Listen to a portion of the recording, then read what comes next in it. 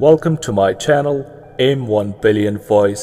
दोस्तों, आज हम बात करेंगे 2023 में रिलीज हुई फिल्म जॉन विक चैप्टर 4 के बारे में। एक बार फिर से ये फिल्म देखने वालों के दिलों की धड़कनें तेज कर देती है। जोश से भरपूर एक्शन सीन्स, फिर चाहे वो हैंड टू हैंड कॉम्बैट हो या दिल को दहला देने वाले स्टंट्स और गन फाइट्स, हर सीन परफेक्टली एग्जीक्यूट किया गया है। इस फिल्म के मेन अदाकार है Keanu Reeves as John Wick, Donnie Yen as Kane, एक नाबीना हाई टेबल असैसिन, और जॉन विक का पुराना दोस्त Bill Skarsgard as the Marquis, the high table का एक ताकतवर रुकन, Laurence Fishburne as the Bowery King, Hiroyuki Sanada as Shimazu Koji, the Osaka continental hotel का मैनेजर, जॉन विक और केन का पुराना दोस्त, Shamier Anderson as Mr. Nobody, एक bounty hunter, Lance Reddick as Sharon, Rina Sawayama as Shimazu Akira, Koji की बेटी,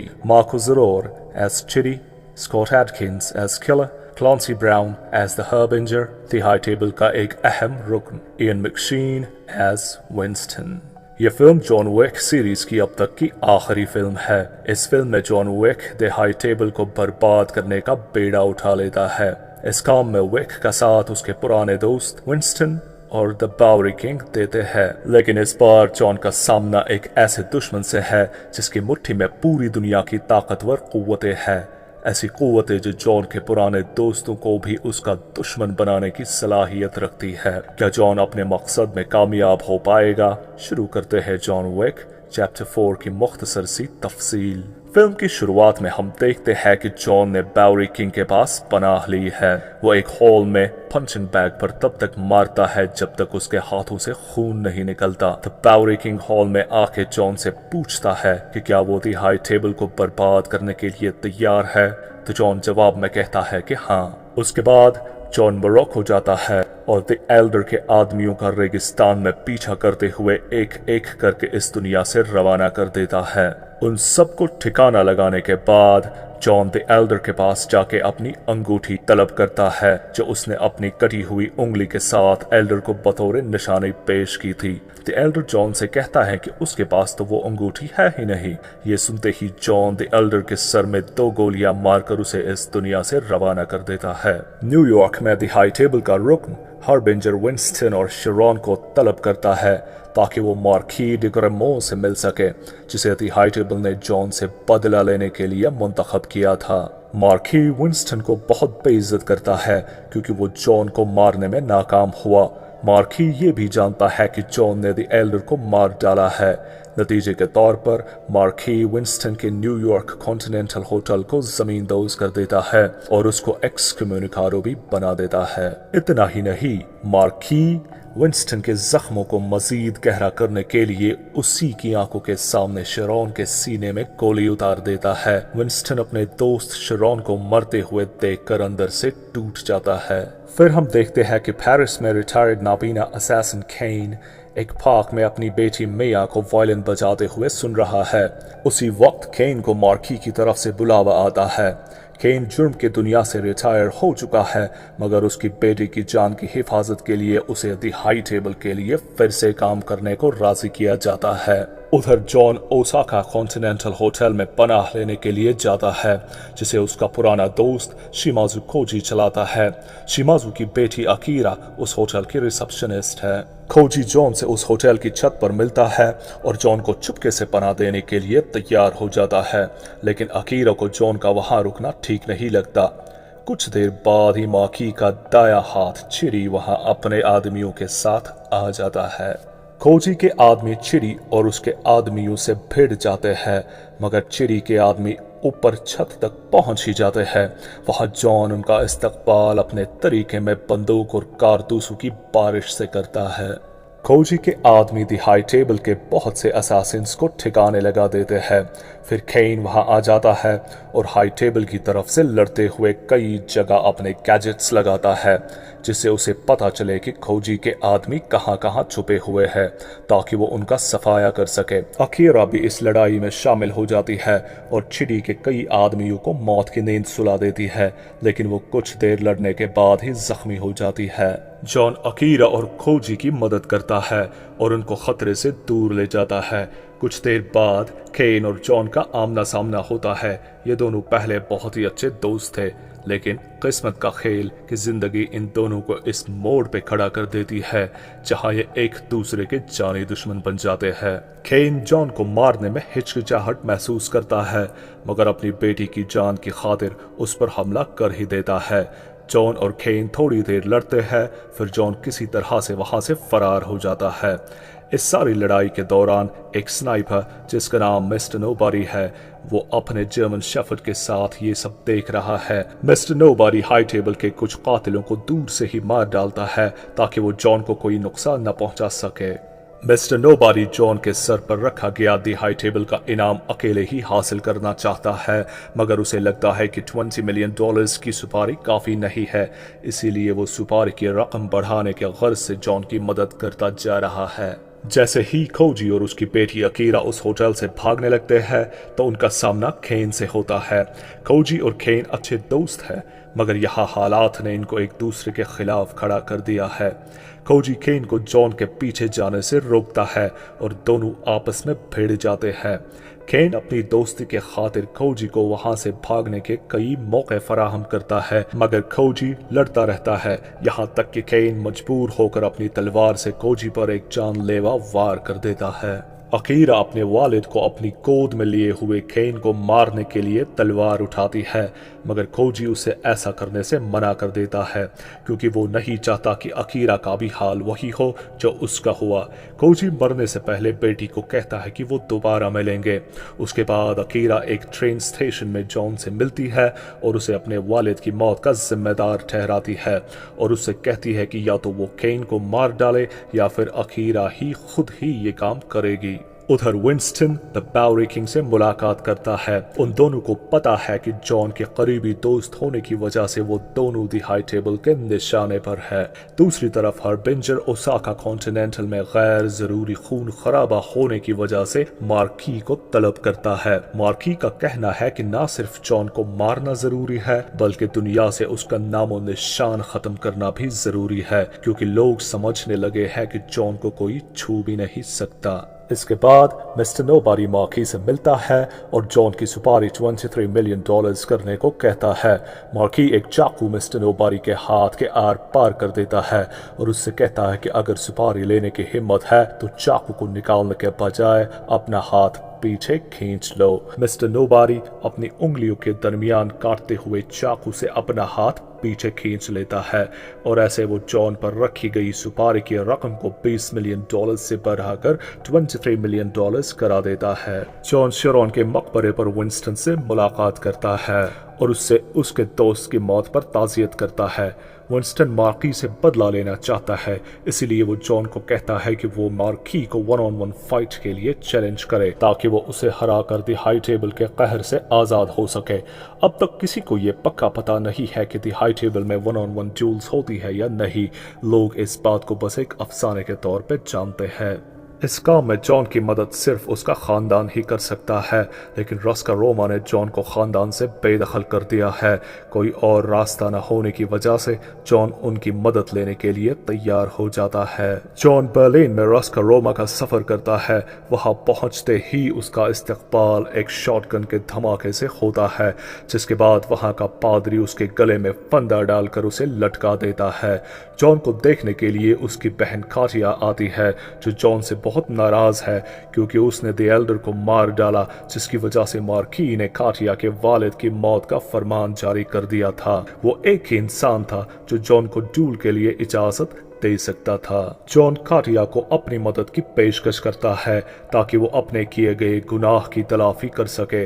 काटिया John को कहती है कि एक जर्मन हाई टेबल का मेंबर है किला, उसे उसकी लाश चाहिए क्योंकि उसी ने काटिया के वालिद को मौत के घाट उतार दिया था।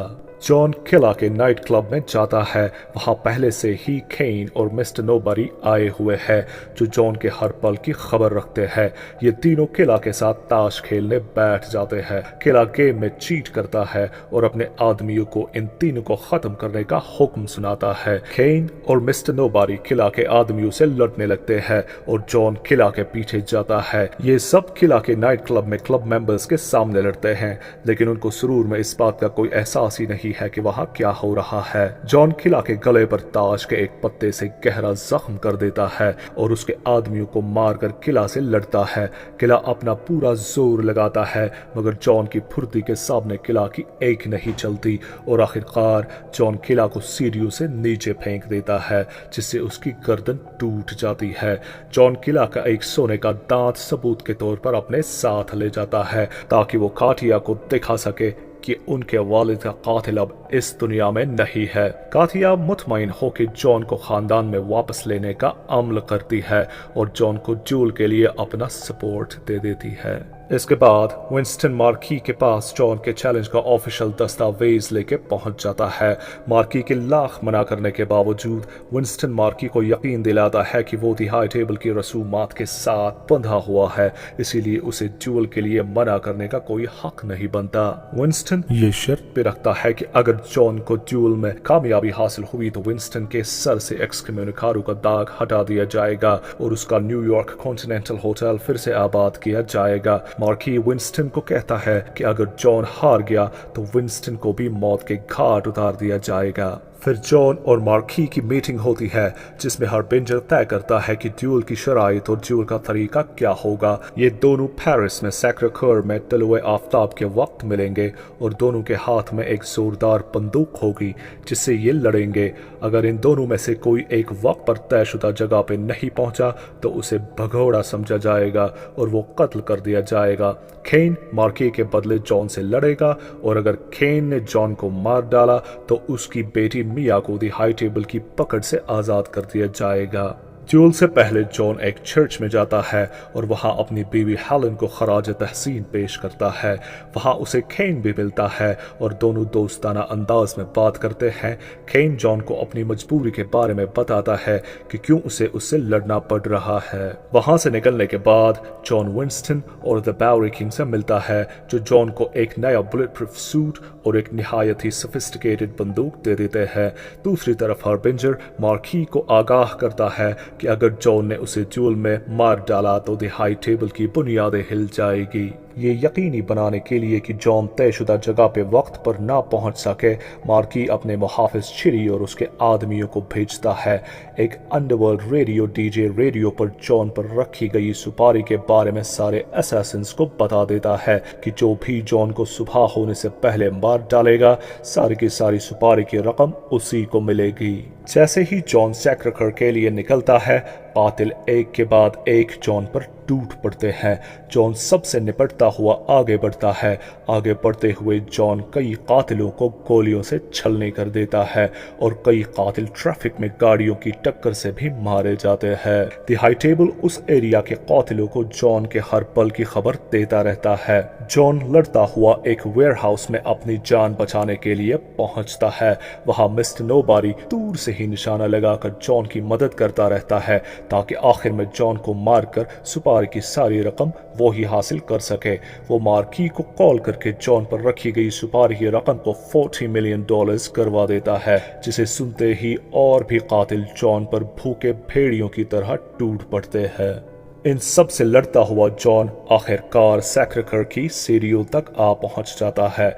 सीढ़ी पर चढ़ते हुए जॉन और कई कातिलों को मौत का कफन पहना देता है, मगर तभी चिरी जॉन के सामने आके उसे एक ही झटके में सीढ़ी के सबसे नीचे वाले पायदान पर पटक देता है। केन तभी वहां आ जाता है और जॉन की मदद करने लगता है ताकि वो तयशुदा जगह पर वक्त पर पहुंच सके। तभी वहां मिस्टर नोबडी भी पहुंच जाता है और चिरी से लड़ने लगता है क्योंकि चिरी ने ट्रैफिक में मिस्टर नोबडी के जर्मन शेफर्ड को फेंक दिया था जो किस्मत से बच गया था। जॉन की मदद से केन और मिस्टर नोबडी चिड़ी को गिरा देते हैं और मिस्टर नोबडी का डॉगी चिड़ी को दोनों टांगों के दरमियान बहुत ही बुरी तरीके से काट देता है और मिस्टर नोबडी चिड़ी के सर में अपना एक छोटा सा कारतूस उतार देता है, जिसके बाद मिस्टर नोबडी का डॉगी चिड़ी के ऊपर अपना ब्लैडर भी हल्का कर देता है। जॉन ठीक तलुए आफताब से पहले तयशुदा जगह पर पहुंच ही जाता है। अब केन और जॉन को एक एक बंदूक दी जाती है। दोनों को 30 कदम की दूरी से एक दूसरे पर एक एक बार वार करना है जब तक कि उनमें से एक मारा नहीं जाता। दोनों एक दूसरे को पहली 2 बारियों में ही जख्मी कर देते हैं। फिर तीसरी बारी में केन जॉन के पेट में गोली मार देता है। जॉन वापस गोली नहीं चलाता लेकिन जमीन पर गिर जाता है। एक्साइटमेंट में मार्की खूरी ग्रेस खुद ही क्लेम करने के लिए केन से उसकी बंदूक ले लेता है और जॉन पर निशाना साधता है। तभी विंस्टन मार्की को कहता है कि वो निहायत ही घमंडी इंसान है, जिसे ये भी याद नहीं रहा कि जॉन ने अभी तक अपना तीसरा कारतूस इस्तेमाल किया ही नहीं। ये सुनते ही जॉन अपनी बंदूक से मार्की के दिमाग की परखचियां उड़ा देता है।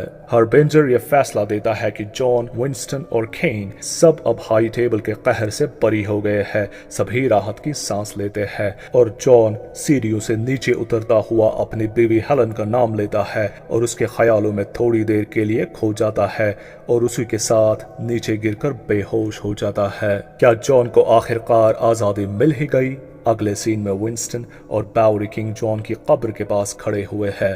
जॉन को उसकी बीवी हेलन के पास दफनाया गया है और उसकी कब्र पे लविंग हस्बैंड लिखा हुआ है, जैसे कि जॉन की तमन्ना थी। बाउरी किंग विंस्टन से पूछता है कि क्या जॉन जन्नत में होगा या दोज़ख में। विंस्टन जवाब में कहता है कि किसे पता। फिर दोनों वहां से जाते हुए दिखाई देते हैं और जॉन का पिटबुल बाउरी किंग के पीछे पीछे जा रहा है। फिल्म के बिल्कुल आखिर में हमको केन और मिया की कुछ झलकियां देखने को मिलती है। हम देखते हैं कि केन अपनी बेटी मिया से मिलने के लिए जा रहा है कि तभी अकीरा केन की तरफ एक खंजर लेके बढ़ने लगती है। उसके दिलो दिमाग पर अपने वालिद कोजी की मौत का बदला तारी है। तो क्या जॉन को उसकी आजादी मौत की सूरत में मिली? जिस सुकून की तलाश में जॉन भागता फिर रहा था, क्या वो सुकून उसे उसकी कब्र की आगोश में मिला? जानेंगे अगले आने वाले एनालिसिस वीडियो में। तब तक के लिए खुश रहिए and don't forget to like, share and subscribe. Thank you for watching M 1 billion voice.